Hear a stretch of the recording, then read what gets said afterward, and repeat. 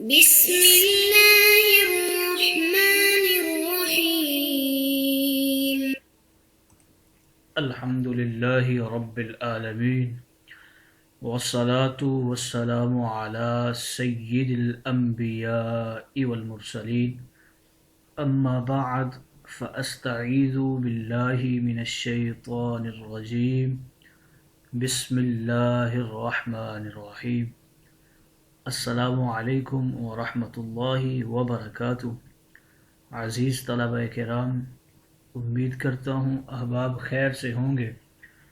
آج تفسیر جلالین حصہ دوم کے درس نمبر 3 میں ہم سپارہ نمبر 16 سے سورہ کہف کی منتخب کردہ آیات 82 سے لے کر 85 تک پڑھیں گے، جس میں سب سے پہلے کلام باری تعالیٰ کا ترجمہ ہوگا، پھر کلام مفسر کی تفسیری اغراض کی تشریح و توضیح ہوگی. تو آئیے بڑھتے ہیں بلا تاخیر اپنے آج کے درس کی طرف.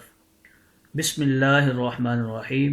رب تعالیٰ نے ارشاد فرمایا: وَأَمَّا الْجِدَارُ فَكَانَ لِغُلَامَيْنِ يَتِيمَيْنِ فِي الْمَدِينَةِ وَكَانَ تَحْتَهُ كَنْزٌ لَهُمَا وَكَانَ أَبُوهُمَا صَالِحًا فَأَرَادَ رَبُّكَ أَنْ يَبْلُغَا أَشُدَّهُمَا وَيَسْتَخْرِجَا كَنْزَهُمَا رَحْمَةً مِّن رَّبِّكَ وَمَا فَعَلْتُهُ عَنْ أَمْرِي ذَلِكَ تَأْوِيلُ مَا لَمْ تَسْطِع عَلَيْهِ صَبْرًا. احباب، سب سے پہلے اس آیت مقدسہ کا ربط جان لیجئے ماقبل آیات کے ساتھ. تو مفسرین کرام نے اس کے کچھ تعلقات ماقبل آیات کے ساتھ ذکر کیے ہیں. تو سب سے پہلا تعلق یہ بیان کرتے ہیں کہ ماقبل آیات میں حضرت موسیٰ کے کچھ سوالوں کے جوابات حضرت خضر نے دے دیے ہیں. جو بقیہ سوالات بچے ہیں ان کے جواب ان آیات میں دے رہے ہیں. دوسرا تعلق ان آیات مقدسہ کا پچھلی آیات کے ساتھ یہ بیان کرتے ہیں کہ کفار مکہ نے اور یہودیوں نے مشورہ کر کے رسول اللہ سے 3 سوال کیے تھے. پہلے 2 سوالوں کا جواب دیا جا چکا ہے. اب ان آیات میں تیسرے سوال کا جواب دیا جا رہا ہے کہ حضرت ذوالقرنین کون تھے اور آپ نے کتنا سفر کیا تھا. تیسرا تعلق اس آیات کا پچھلی آیات کے ساتھ کچھ یوں بیان کرتے ہیں کہ جو موسیٰ نے حضرت خضر کے اوپر اعتراضات کیے تھے، تو حضرت خضر سے موسیٰ کہہ رہے ہیں کہ یہ جو تم نے کام کیے ہیں وہ ظاہری طور پہ تو ٹھیک نہیں ہیں. تو اس حوالے سے حضرت خضر ان کو جواب دے رہے ہیں کہ یہ جتنے بھی میں نے کام کیے ہیں یہ میری منشا و رضا نہیں تھی، بلکہ یہ سارے کام امر ربی کی وجہ سے تھے، رب کے حکم کی وجہ سے تھے. تو ان آیات کے کچھ تعلقات ماقبل آیات کے ساتھ اس طرح مفسرین کرام نے ذکر فرمائے ہیں. آئیے بڑھتے ہیں. وَأَمَّا الْجِدَارُ، بہرحال دیوار والا قصہ یہ حضرت موسیٰ کو جواب دیا جا رہا ہے. فَكَانَ لِغُلَامَيْنِ يَتِيمَيْنِ، وہ دیوار 2 یتیم بچوں کی تھی. فی المدینتی، اس شہر کے اندر. وَكَانَ تَحْتَهُ كَنْزٌ، اس دیوار کے نیچے خزانہ تھا. اب خزانے کی بابت گفتگو کر رہے ہیں. مال مدفون من ذهب وفضة، کہ وہ سونے اور چاندی کے کچھ خزانے تھے جو اس دیوار کے نیچے مدفون تھے. لہما، کن کے لیے تھے؟ وہ ان 2 بچوں کے لیے تھے. وَكَانَ أَبُوهُمَا صَالِحًا، اور ان دونوں بچوں کا جو باپ تھا وہ بڑا ہی نیک تھا. فَحَفِظَا بِصَلَاحِهِ فِي أَنفُسِهِمَا وَمَالِهِمَا، اس باپ کی نیکی کی وجہ سے رب تعالیٰ نے ان کے جانوں کی بھی حفاظت فرمائی اور ان کے مال کی بھی حفاظت فرمائی. فَأَرَادَ رَبُّكَ أَن يَبْلُغَا، بس آپ کے رب نے ارادہ کیا أَن يَبْلُغَا أَشُدَّهُمَا، یہ کہ یہ دونوں بچے اپنی پختہ عمری کو پہنچ جائیں. ای اناس رشدہما، یعنی ان کی جو عقل ہے وہ کامل ہو جائے، ان کی سمجھ بوجھ اچھی ہو جائے. وَيَسْتَخْرِجَ كَنْزَهُمَا رَحْمَةً مِّن رَبِّكَ، اور یہ دونوں اپنا خزانہ جو ہے وہ اپنے رب کی رحمت سے نکال لیں، تلاش کر لیں۔ یہاں پر بتا رہے ہیں کہ لفظ رحمت جو ہے یہ مفعول لہو واقع ہو رہا ہے، اور اس کا عامل ارادہ فعل ہے، یعنی ارادہ رحمتا من ربک، آپ کے رب نے ان کے ساتھ رحمت کا ارادہ کیا ہے۔ تو رحمت یہ ہے کہ رب کی رحمت کے بسبب وہ اپنے خزانے کو نکال لیں گے۔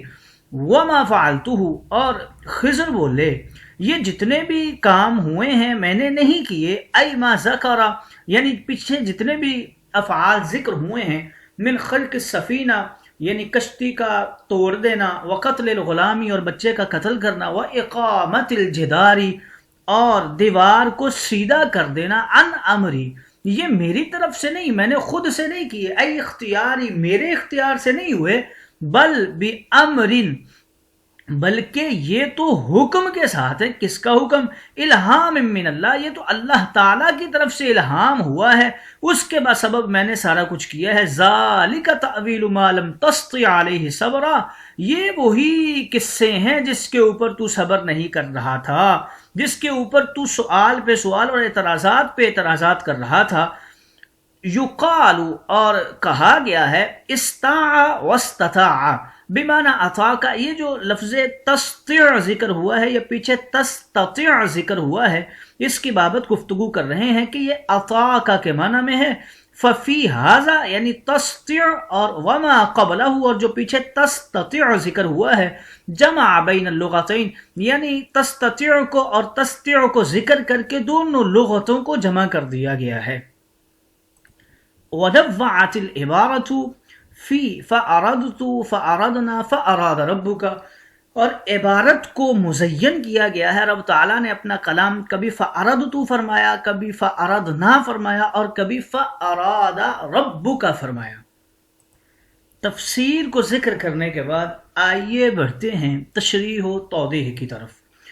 بہرحال یہ جو دیوار والا قصہ ہے، یہ یتیم بچوں کی دیوار تھی، تو اس کے بارے میں علماء کرام اور مفسرین کرام فرماتے ہیں کہ ان دو بھائیوں کا نام احرم اور حریم جو ہے وہ کتب کے اندر مذکور ہے، اور یہ اسی شہر کے اندر جو حقیقتاً عبادی کے اعتبار سے تو ایک چھوٹا سا گاؤں تھا، لیکن نیک لوگوں کی نسبت کی وجہ سے لفظ مدینہ تعظیماً ذکر کر دیا گیا کہ اس شہر کے اندر یہ لوگ رہتے تھے۔ ان کا باپ جو تھا وہ بڑا ہی نیک بندہ تھا، اور اس لیے اس کی نیکی کی وجہ سے اسے لفظ مدینہ کے ساتھ تعبیر کر دیا گیا۔ یہ دیوار اس کے بارے میں فرماتے ہیں کہ یہ بستی کے باہر والی سائڈ پہ تھی، اور اس دیوار کے نیچے مال مدفون من ذهب و فضہ، کہ اس کے نیچے مال دفن کیا ہوا تھا، خزانہ دفن کیا ہوا تھا۔ اس خزانے کی بابت گفتگو کرتے ہیں۔ حدیث مصطفیٰ صلی اللہ علیہ وسلم میں ارشاد ہے کہ وہ سونے اور چاندی کی چھوٹی چھوٹی تختیاں تھیں۔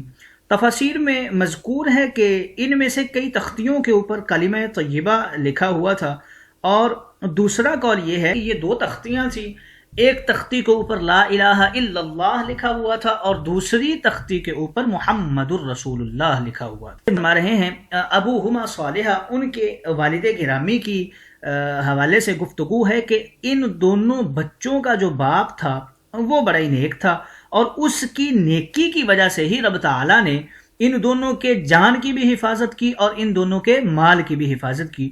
تو کتب تفاسیر کے اندر ان کے ابا کا نام شاہ تھا اور ان کی اماں کا نام دینا تھا، اور وہ در حقیقت دونوں ہی بڑے نیک اور متقی تھے، اور انہی کی نیکی کی وجہ سے رب تعالیٰ نے ان کے مال و جان کی حفاظت فرمائی۔ پس موسیٰ ہوا کیا کہ آپ کے رب نے پھر ان کے ساتھ بھلائی کی، اور آپ کے رب نے ارادہ کیا یہ اپنی پکی عمر کو پہنچ جائیں، اور پکی عمر جو شرعی اعتبار سے وہ 18 سال مذکور ہے، لیکن فقہ حنفی میں 25 سال کی عمر کو شمار کیا جاتا ہے، یعنی ای اناس رشدہما، ان کی عقل جو ہے کامل ہو جائے۔ اگر وہ دیوار گر جاتی اور حضرت خضر اس دیوار کو سیدھا نہ کرتے تو خزانہ جو تھا وہ ظاہر ہو جاتا اور بستی کے لوگ اٹھا کر خزانے کو لے جاتے۔ اس لیے رب تعالیٰ نے حضرت خضر کے توسل اس دیوار کو سیدھا کروایا اور ان کے خزانے کی حفاظت فرمائی۔ وما فعلتہ، اور یہاں سے حضرت خضر بتا رہے ہیں کہ یہ جتنے بھی میں نے کام کیے ہیں یہ سارے مشیت الہی کی وجہ سے ہیں۔ انبیاء ظاہری شریعت والے ہوں یا باطنی طریقت والے ہوں، وہ کبھی بھی مشیت الہی کے خلاف کام نہیں کرتے۔ موسیٰ تم ان کے اوپر کوئی صبر نہیں کر پائے، یہ تو اللہ تعالیٰ کا الہام تھا، حالانکہ تمہیں ان کے اوپر صبر کرنا چاہیے تھا۔ آگے تسطیع کی توضیح کر رہے ہیں کہ استطاع اور استطاع یہ عطا کے معنی میں ہے، یعنی تم استطاعت نہیں رکھتے، طاقت نہیں رکھتے تھے۔ ففی ھذا وما قبلہ جمع بین اللغتین، یہ کہہ رہے ہیں کہ پیچھے تستطیع ذکر ہوا ہے اور یہاں پر تستطیع ذکر ہوا ہے، تو اس کے حوالے سے قراء کرام کا اختلاف ہے۔ قراء کا ایک جو فرقہ ہے اس نے اسے تستطیع پڑھا ہے، یعنی تستطیع مصدر سے تستطیع اسے پڑھا ہے، اور دوسرے جو قراء کرام ہیں انہوں نے اسے تستطیع پڑھا ہے، یعنی تا کے بغیر پڑھا ہے۔ تو اس کے اندر دو قول ہیں، پچھلے میں تستطیع ذکر کر دیا اور یہاں پر تستطیع ذکر کر دیا، لیکن دونوں کے دونوں ایک ہی معنی کے لیے ایک ہی معنی دیتے ہیں اور ایک ہی معنی کے لیے مذکور ہیں۔ اس کے اوپر ایک نحوی اعتراض یہ بھی ہوتا ہے کہ پیچھے آپ نے تستطیع ذکر کر دیا اور یہاں پر تستطیع ذکر کر دیا، یعنی پیچھے باب افتعال کی تا کو مانا ہے اور یہاں پر تا کے بغیر ذکر کر دیا۔ اس کا ایک جواب علماء کرام کچھ یوں بھی دیتے ہیں کہ اگر ایک ہی مضمون کے دو صیغے مذکور ہوں، جیسے پیچھے تستطیع ہے، باب افتعال کی تا مانی گئی ہے، اور یہاں پر تستطیع ہے، تو گویا یہ بھی تستطیع ہے۔ یہاں پر علامت کو نحات کے نزدیک علامت کو گرانا درست ہوتا ہے اگر ایک ہی مضمون کے دو لفظ آ جائیں، چونکہ پیچھے افتعال کی تا موجود ہے اور یہاں پر تا کو گرا دیا گیا، اور اس کے گرنے پر پیچھے والی تستطیع کی جو تا ہے وہ اس پر قرینہ ہوگی۔ اور آگے فرما رہے ہیں وَنَوَّعَتِ الْعِبَارَ فِي فَأَرَدْتُ فَأَرَدْنَا فَأَرَادَ رَبُّكَ، اس میں کہہ رہے ہیں کہ پہلے فَأَرَدْتُ ذکر کیا، پھر فَأَرَدْنَا ذکر کیا، پھر فَأَرَادَ رَبُّكَ ذکر کیا، تو اس کی توجیہ کچھ یوں پیش کر دی ہے کہ فَأَرَدْتُ أَنْ أَعِيبَهَا، اس کے اندر ظاہری طور پہ چونکہ کشتی کے اندر خرق کیا گیا تھا، اسے پھاڑا گیا تھا، تو ظاہری طور پہ عیب ہی عیب تھا، تو حضرت خضر نے عیب کی نسبت اپنی طرف کر لی، کیونکہ رب کی طرف عیب کی نسبت کرنا مناسب نہیں۔ تو پھر آگے فَأَرَدْنَا فرمایا، اس میں چونکہ بچے کو قتل کیا گیا تھا تو ایک پہلو سے ظاہری اعتبار سے شر تھا، اور دوسرا پہلو یعنی اس کے والدین کے ایمان کی حفاظت تھی، تو دوسرے پہلو میں خیر تھی۔ تو اس میں حضرت خضر نے خود کو اور رب دونوں کو جمع کر لیا، اپنی طرف عدباً شر کی نسبت منسوب کر لی اور رب کی طرف خیر کی نسبت یعنی ان کے ایمان کے بچانے کی نسبت کر دی۔ اور تیسری جگہ فَأَرَادَ رَبُّكَ، اس میں ان کے خزانے کی حفاظت تھی اور ان کے جان و مال کی حفاظت تھی، کیونکہ اس میں خیر ہی خیر تھی، تو حضرت خضر نے فَأَرَادَ رب کی طرف نسبت کر دی خیر کی، اور لفظ ارادہ کو ذکر کر دیا۔ تو اس طرح سے اس کی توجیہ کو بیان کرتے ہیں۔ آگے بیان کرتے ہیں وَيَسْأَلُونَكَ، محبوب آپ سے یہ کفار مکہ اور یہودی یہ آپ سے پوچھتے ہیں ذوالقرنین کے بارے میں، اسمہ سکندر، اس کا نام سکندر تھا، وَلَمْ يَكُنْ نَبِيًّا، اور وہ نبی نہیں تھے، تو آپ ان سے کہہ دیجئے میں تمہارے لیے بیان کرتا ہوں اس کے سارے ذکر کو، اس کی ساری حالت کو، یعنی خبر کے طور پہ تمہیں ہر چیز سنا دیتا ہوں۔